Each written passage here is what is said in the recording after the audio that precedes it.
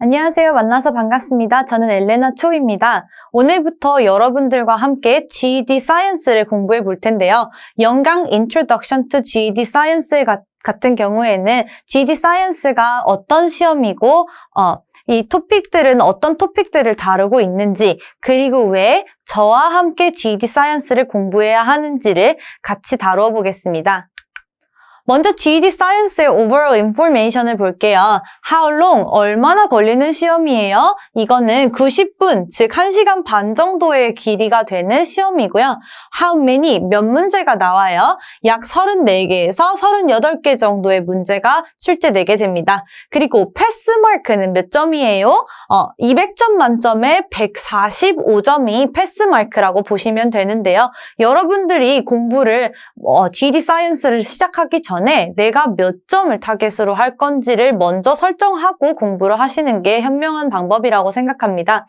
내가 패스를 하고 싶은 건지 아니면은 고득점을 받아서 나중에 대학을 갔을 때 어떤 크레딧을 받고 싶은 건지 이 두 개를 먼저 설정을 하시고요. 그에 해당하는 타겟 스코어를 결정해 주시면 되겠습니다. 그 다음에 GED Science What They Want to Test. 뭐가 테스트를 하고 싶어서 GED라는 시험을 만들었는지를 한번 살펴볼게요. GED Science 같은 경우에는 High School Equivalent Test로 유명하죠. 얘 같은 경우에는 GED Science는 미국 고등학교나 아니면 국제학교에서 배우고 있는 고등학생들이 배우고 있는 과학 내용을 다루어 준다라고 생각하시면 돼요. 그래서 일단 처음으로 테스트하고 싶은 내용은 High School 사이언스 내용을 테스트하고 싶은 거예요. 그리고 뭘 또 보고 싶냐? 내가 어떤 텍스트, 패시지가 주어지거나 아니면 데이터, 그래프나 차트가 주어지거나 아니면은 어떤 scientific representation이 딱 나왔을 때 그거를 인지하고 있는지 이 세 가지도 함께 능력을 테스트하고 싶은 거예요. 그래서 어떤 하이스쿨 사이언스를 바탕으로 이 밑에 세 가지 능력들을 테스트하는 시험이다라고 보시면 돼요. 그래서 GED 사이언스는 그러면 어떤 하이스쿨 사이언스들을 다루고 있어요? 총 3가지 토픽이 있는데요. 첫 번째 토픽은 라이프 사이언스예요. 이거는 좀 더 쉬운 말로 하면 바이올로지, 생물이 될 거예요. 두 번째 토픽은 피지컬 사이언스로서 피직스와 케미스트리, 물리와 화학이 같이 섞여 있는 토픽이라고 보시면 되고요. 세 번째는 earth랑 space 사이언스예요. 그래서 지구 과학과 천문학을 함께 다루고 있는 토픽이 되겠습니다. 그래서 GED 사이언스에서는 이 세 가지의 approximate portion을 주어지고 있는데요. 라이프 사이언스 같은 경우에는 40% 정도의 비율을 차지하고 있어요. 가장 큰 포션이라고 보시면 되겠고요. 피지컬 사이언스는 케미스트리와 피직스가 둘이 같이 40%를 공유하고 있습니다. 마지막으로 earth and space 사이언스 같은 경우에는 나머지 20%를 가지고 있어요. 그러면 이 세 가지 토픽을 내가 얼마나 이해하고 있어야 해요?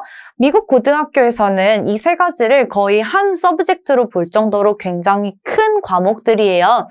그렇기 때문에 GED 사이언스에서 이 모든 내용을 테스트하자니 학생들이 굉장히 부담이 되겠죠. 내용이 너무 많다 보니까. 그래서 GED 사이언스는 그런 내용의 암기를 테스트하는 게 아니에요. 뭐라고 말하고 있는지 같이 볼게요. They said should be familiar. Students should be familiar with the topic. 위의 토픽들과 familiar, 친숙해지면 됩니다. 라고 말을 하고 있어요. 그게 무슨 소리냐? They should recognize and understand 라고 말을 하고 있어요. 그래서 recognize는 약간 어떤 느낌이라고 보시면 되냐면요. 여러분들이 GED 사이언스 문제를 딱 봤을 때 맞아, 나 이런 거 배웠었지. 그때 엘레나 선생님이 이게 중요하다라고 말씀하셨었지. 이 정도로 인식을 하게 되면 되고요. 그 인식한 과정을 통해서 문제에 적용하는 것까지 understand 하는 모습을 보여준다면 점수를 충분히 받을 수 있다라고 말을 하는 거예요. 그래서 GED 사이언스에서는 뭐를 주냐? 스티뮬라이를 하나 줄 거예요. 그래서 뭔가 그림이라든지 데이터를 딱 받았을 때 이거 기억나지? 이런 내용이었지? 이런 식으로 뭔가 여러분한테 자극을 주고요. 여러분들은 자극을 받아서 제가 가르쳐줬던 내용들 그리고 교재에 있던 내용들을 떠올려 주시면 되겠습니다. 그 후에는 제가 two major theme이라는 걸 가져왔는데요. 토픽과 theme은 어떤 차이가 있냐? theme은 토픽들의 컨비네이션이라고 보면 돼요. 토픽이 딱 칼같이 라이프 사이언스, 이거는 earth 이렇게 나뉘어지는 게 아니에요. 이 토픽들이 세 가지 토픽들이 어떤 큰 두 개의 theme을 통해서 combined, 섞여가지고 나오게 됩니다. 그래서 그 두 개의 큰 흐름은 무엇이냐? 첫 번째는 human health and living system이라는 theme이고요. 두 번째 theme은 에너지와 그에 related 된 system, 이렇게 두 가지의 큰 theme으로 나누어지게 됩니다. 근데 이 theme 같은 경우에는 말씀드린 것처럼 토픽이 섞여 있다라고 말을 했죠. Human Health and Living System 같은 경우에는 우리 몸을 다루니까 당연히 Life Science 들어가겠고요. 그 다음에 Living System, 우리 어디 살고 있어요? 지구 살고 있죠? 그렇기 때문에 Earth and Space Science가 약간씩 같이 섞여 있다라고 보시면 되고요. 두 번째, 에너지와 그에 관련된 시스템은 에너지가 들어가기 때문에 뭔가 Physics가 들어가게 되겠죠. 그리고 이런 에너지원은 우리 몸에서도 끊임없이 필요로 하고요. 그 에너지를 통해서 우리 몸에서 일어나고 있는 리액션들을 다뤄야 하기 때문에 라이프 사이언스가 여기도 들어가게 됩니다. 보시다시피 두 가지 팀 모두 라이프 사이언스를 가지고 있죠. 그렇기 때문에 라이프 사이언스가 GED 사이언스에서 가장 큰 포션이다 라고 말을 할 수가 있는 거예요. 그래서 제가 서머리로 이렇게 준비를 해봤어요. 여기 위에는 사이언스 토픽 3가지가 주어져 있고요. 이쪽에는 우리가 포커스해야 되는 팀, 큰 흐름 2개가 적혀져 있어요. 그래서 지금 같은 경우에는 너무 양도 많아 보이고 무슨 말을 하는지 아마 잘 모를 거라고 생각해요. 그렇기 때문에 오늘은 이렇게 그냥 큰 흐름 3개, 팀 2개 이렇게 있구나 라고만 인지를 해주시고요. 지금부터 GD 사이언스 수업을 쭉 같이 들은 다음에 강의 내용이 다 끝나고 나서 다시 이 그래프로 돌아오게 될 거예요. 그러면서 아 맞아 나 이거 공부했지 뭐 Human Body and Health 맞아 그 챕터 나 어느 정도 이해한 것 같아 체크 이렇게 할 수 있도록 체크리스트처럼 교재에도 준비를 해 둘 테니까요. 이거는 그냥 큰 흐름 정도만 봐주시면 되겠습니다. 그 후에는 GED 사이언스 그 34개에서 38개가 가지고 있는 퀘스천 타입을 한번 살펴볼 거예요. 첫 번째 퀘스천 타입은요. 멀티플 초이스, 우리나라 말로 객관식이라는 거겠죠. 그래서 이런 식으로 옵션들이 여러 개가 주어져 있고 이 중에 문제에 해당하는 가장 적합하다고 판단되는 옵션을 선택해 주시면 되는 문제예요. 두 번째 유형 같은 경우에는 drag down item이라고 되어 있어요. drag down 같은 경우에는 우리가 스크롤 내리는 걸 drag down이라고 말을 하거든요. 그래서 이렇게 drag 할 수 있는 옵션 창이 하나 있고 앞뒤로 어떤 문장들이 있을 거예요. 그래서 이 문장 A, 앞에 있는 문장과 뒤에 있는 문장을 가장 완벽하게 이어질 수 있는 옵션 하나를 선택하면 되는 유형입니다. 세 번째 유형 같은 경우에는 drag and drop, 그러니까 쭉 끌어다가 어디다가 탁 떨군다 라는 소리겠죠. 그래서 뭐 보통은 이런 식으로 2가지 항목을 여러분들한테 줄 거고요. 밑에 거기 들어갈 수 있는 아이템을 줄 거예요. 그랬을 때 이 A는 여기 들어가야 할 것 같고 B는 일로 들어가야 할 것 같아 하면은 마우스로 쭉 끌어다가 각각의 항목에다가 drop 해주면 되는 문제 유형입니다. 네 번째 같은 경우에는 핫스팟이라고 부르는 문제인데요. 문제 예시부터 한번 볼게요. 문제에서 where's mouth? 이렇게 물어보고 있죠. 그러면서 어떤 이런 얼굴이 주어져 있어요. 그럼 여러분은 어디를 찍어야겠어요? 여기요. 이렇게 골라야 하겠죠. 이런 것처럼 여러분들한테 그림이라든지 아니면은 텍스트라든지 아니면은 뭐 차트 이런 게 주어질 거예요. 거기에서 문제에서 물어보고 있는 곳을 핀포인트 해주면 되는 문제입니다. 그 다음은 fill in the blank라는 유형이에요. 말 그대로 블랭크가 구멍이 뽕 뚫려져 있고 여기에 가장 적합하다라고 생각하는 단어를 type in 해주시면 되는 유형입니다. 마지막 유형 같은 경우 short answer라고 써 있는데요. 그래서 문제에서 퀘스천이 주어져 있고 밑에 어떤 큰 글을 쓸 수 있는 칸이 마련이 돼 있을 거예요. 근데 이 시험은 영어처럼 뭔가 그래머를 지키고 텍스트를 막 엄청 길게 쓰고 깔끔하게 쓰고 이런 게 중요한 게 아니라요. 제가 수업 시간에 끊임없이 계속해서 얘기할 키워드들을 여기다가 쏙쏙쏙쏙 넣어가지고 문제를 정리를 해주시면 되는 유형이라고 보시면 됩니다. 그래서 총 6가지 GED 사이언스에서 나올 수 있는 퀘스천 타입 살펴보았어요.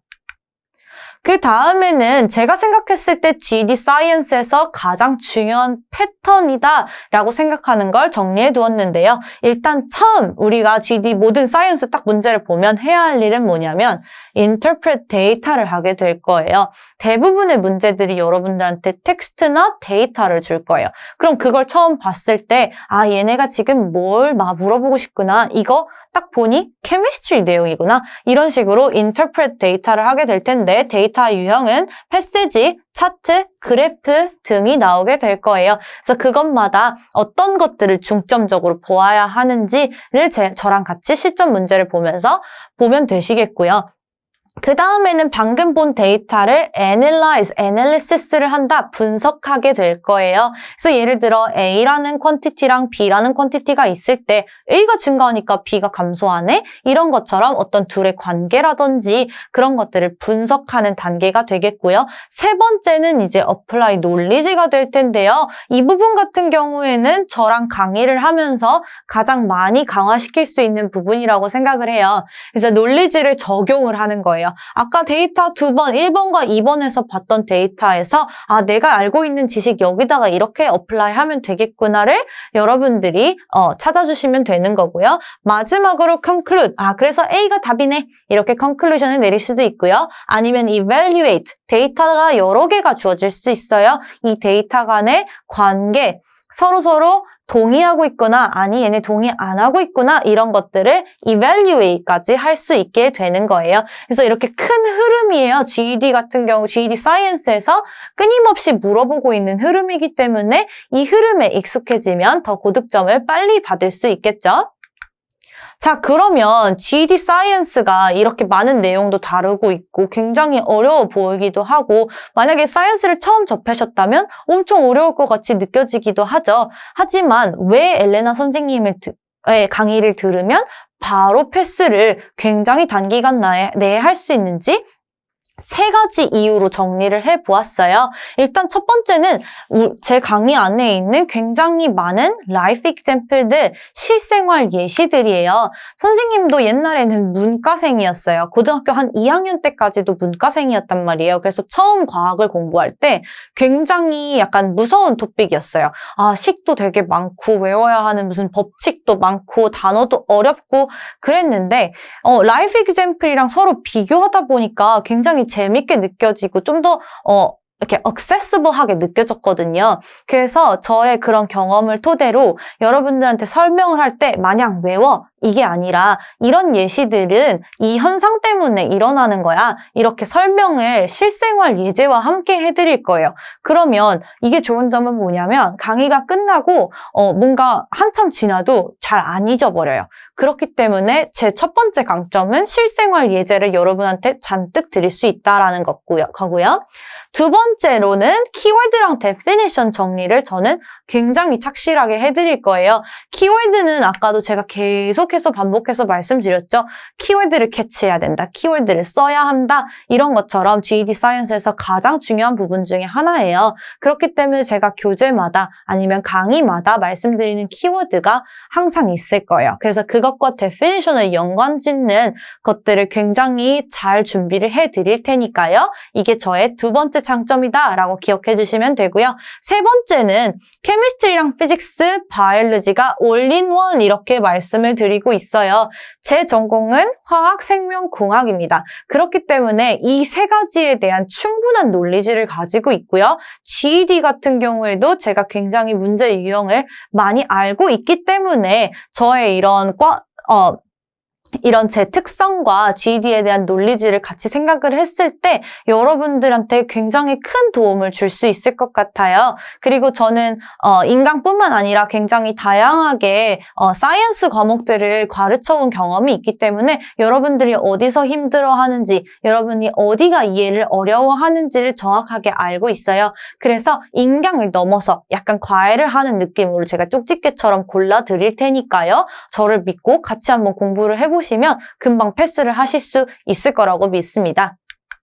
그래서 저의 강의가 어떻게 이루어져 있는지 한번 볼게요. 우선 영강, 지금 보고 계시는 영강은 GED에 대한 전반적인 인트로덕션이었고요. 1강 같은 경우에는 scientific method예요. 제가 생각했을 때 이게 중요한 흐름입니다 라고 말했던 전 슬라이드를 한 강의로 좀 더 구체적으로 다뤄드릴 거예요. 그래서 이걸 토대로 scientific method를 토대로 밑에 life science, physical science, earth and space를 각각 이러한 강의의 구성으로 넣어놨고요.